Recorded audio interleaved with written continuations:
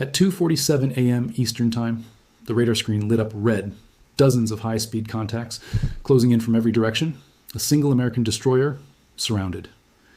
Iran had finally pulled the trigger on its asymmetric doctrine. Smart mines beneath the water, swarm boats on the surface, drones in the sky, coastal missiles locked on. In the next 2 hours, the world's most critical oil route would either fall into Iranian hands or be lost forever. Which side blinked first?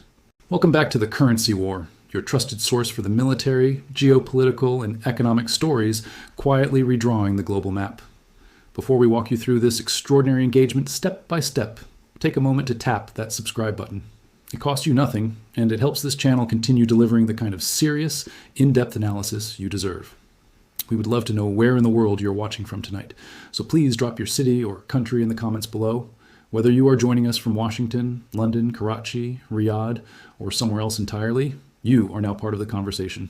The collapse. Before the first shot, the crisis in the Strait of Hormuz did not begin on the night of the engagement. It began months earlier when Washington's maximum pressure campaign against Tehran reached a point of no return. Iran had been pushed into a corner. Every diplomatic door appeared closed. Every economic lifeline had been cut. The leadership in Tehran believed it had only one card left to play, and that card was the strait itself. For decades, Iran had warned the world that it held the power to shut down the most important maritime route on the planet.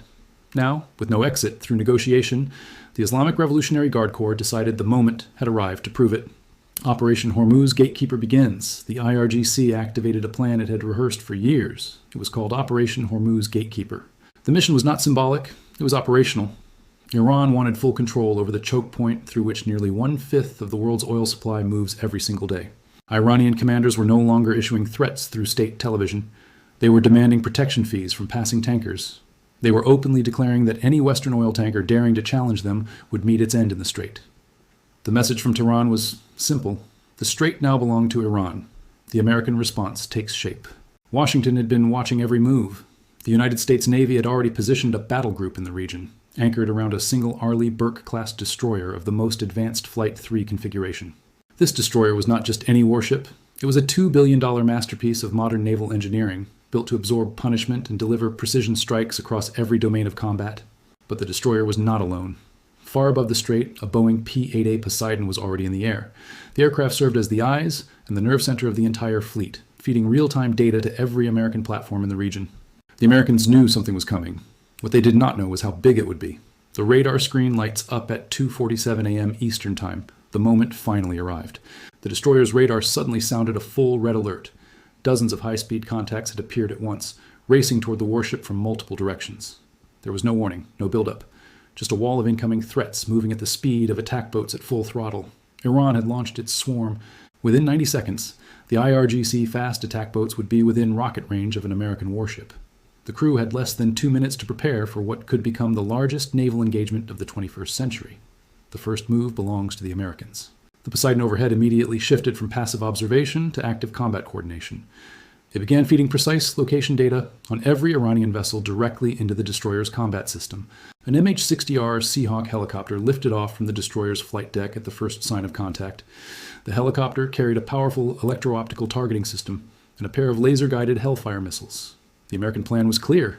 Hit the command boats first, break the head of the swarm before it could function as one unit. The opening strike. At 8 minutes past 3 in the morning, the Seahawk closed to a firing position 8 kilometers from the lead Iranian vessels. This distance was deliberate.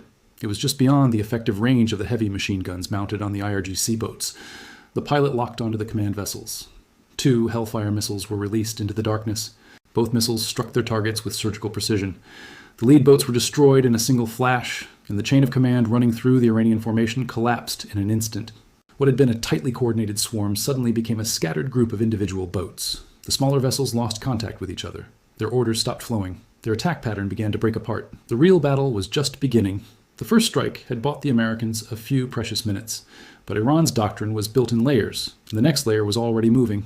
What came next would test every system on the destroyer, and it would force the American crew into a fight they had trained for, but never expected to face all at once. The law that Iran was trying to break before going deeper into the battle, the audience needs to understand one critical point. The Strait of Hormuz is not Iranian water. It is international water under the rules of the United Nations Convention on the Law of the Sea. Every nation in the world has the right of transit passage through this narrow channel. Oil tankers from Saudi Arabia, the United Arab Emirates, Kuwait, Qatar, and Iraq depend on it every single day. Roughly 1 out of every 5 barrels of oil consumed on the planet passes through this corridor. What Iran was attempting was not just a military operation. It was an attempt to overturn international maritime law itself. Tehran wanted to convert a global passageway into private Iranian property. The world's energy supply was the prize, the American rules of engagement. Inside the Arleigh Burke-class destroyer, the captain was operating under a specific framework called Freedom of Navigation Doctrine. This doctrine has been the backbone of United States Navy operations for more than 70 years. The rule is simple. International waters remain open to all. Any hostile force attempting to block them gives the United States Navy clear authority to respond with force. The captain did not need to call Washington for permission. The moment Iranian boats opened fire or moved into attack range, the rules of engagement were automatically active. The chain of command had pre-authorized the response. This was the legal foundation that made the next 2 hours possible. The wall of decoys goes up. At 14 minutes past 3, the Iranian counterattack began in earnest. Hundreds of small Ababel decoy drones were released from hidden coastal positions. They lifted off and raced outward toward the American warship in a wide, spreading arc. The destroyer's advanced SPY-6 radar suddenly faced a flood of incoming signals. What had been 50 real targets on the screen multiplied into more than 500 flickering blips. The Aegis combat system, designed to track and classify hundreds of threats at once, began to feel the strain. The intent was not to destroy the warship with the decoys. The intent was to confuse it. Iran wanted to bury the real swarm boats inside a fog of false targets so that the American gunners could not tell the difference. The water curtain tactic. While the decoys filled the air, Iran played another card from its doctrine. Fajr 5 rocket launchers, stationed on the cliffs above the strait, began firing in a deliberate grid pattern. The rockets were not aimed at the destroyer. They were aimed at the water surrounding the destroyer.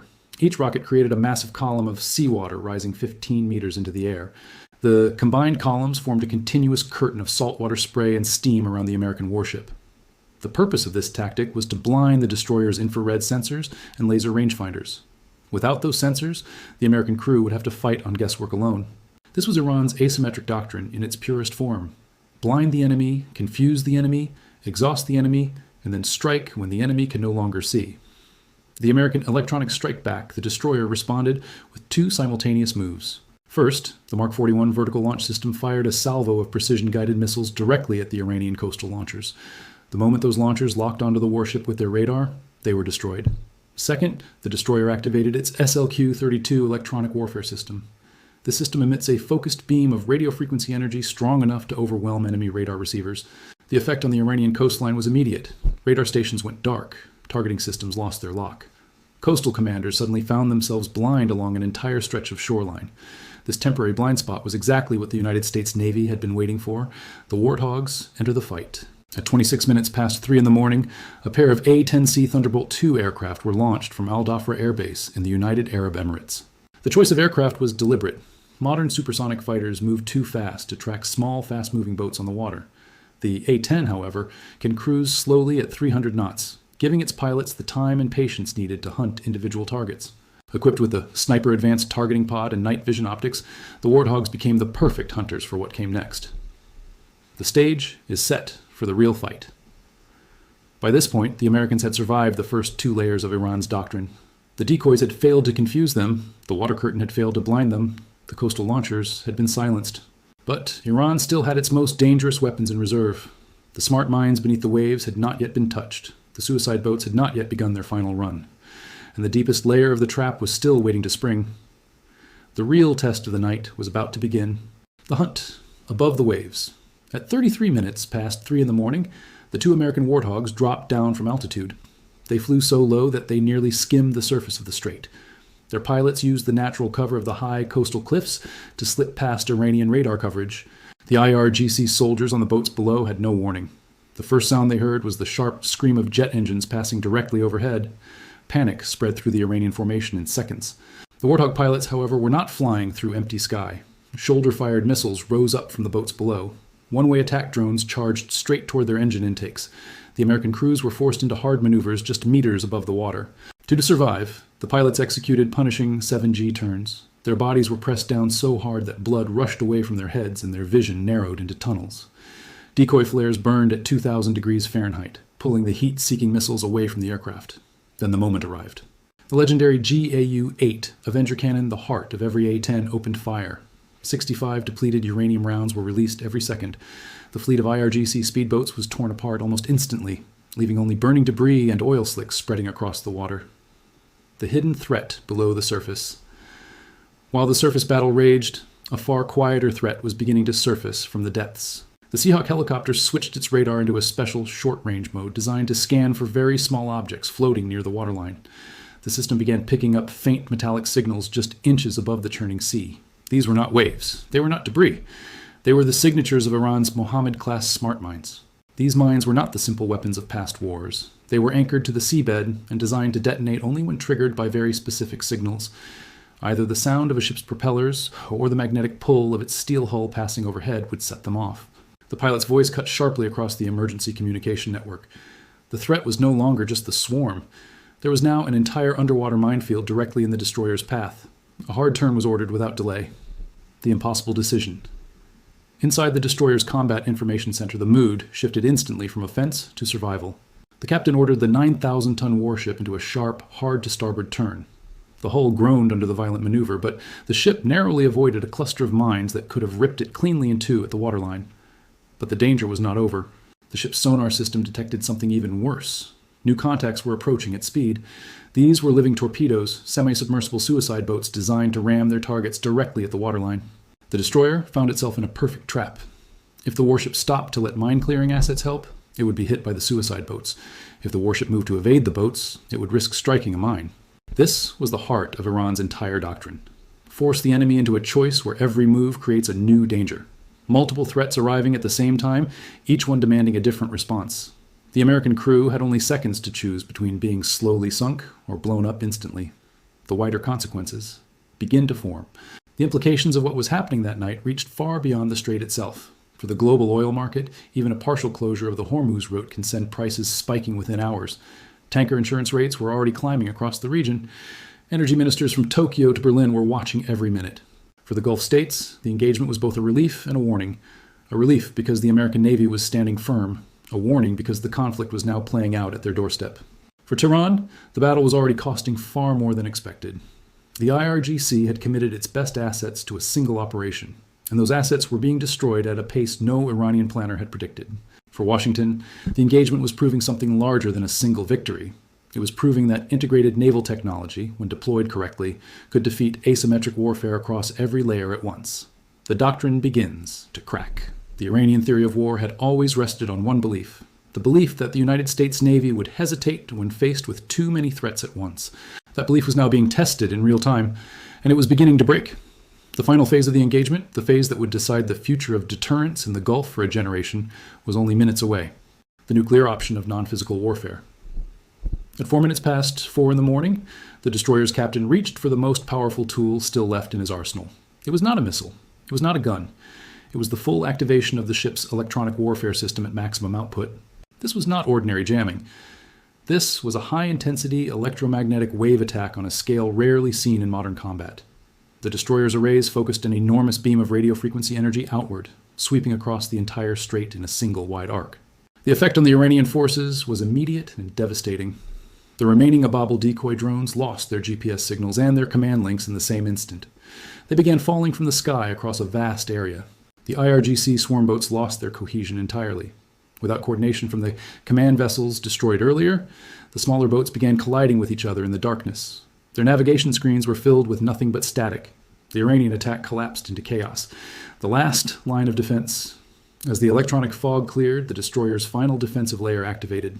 The Phalanx close-in weapon system, the system the crew affectionately calls R2D2 because of its rounded shape, began its automatic search and destroy cycle.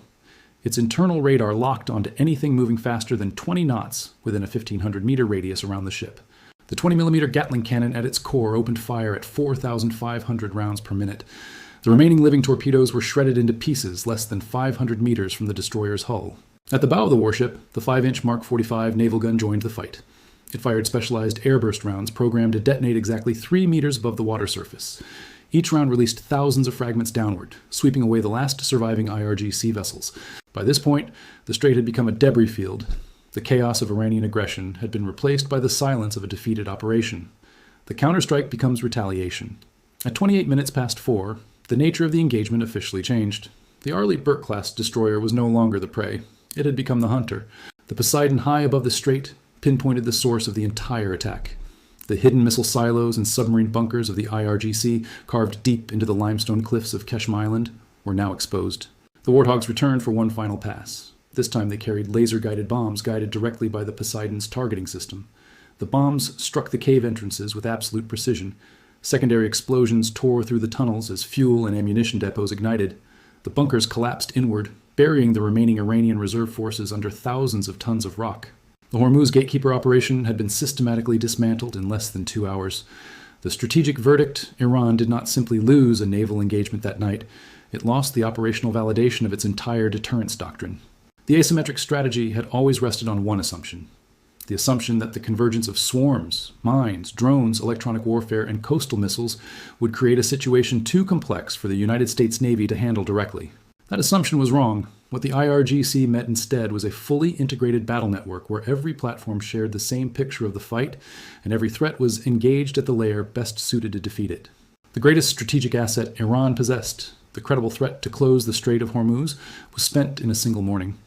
What it bought was a debris field and a lesson that will be studied in naval academies for the next generation. What happens next? The diplomatic pressure on Tehran is now building from every direction.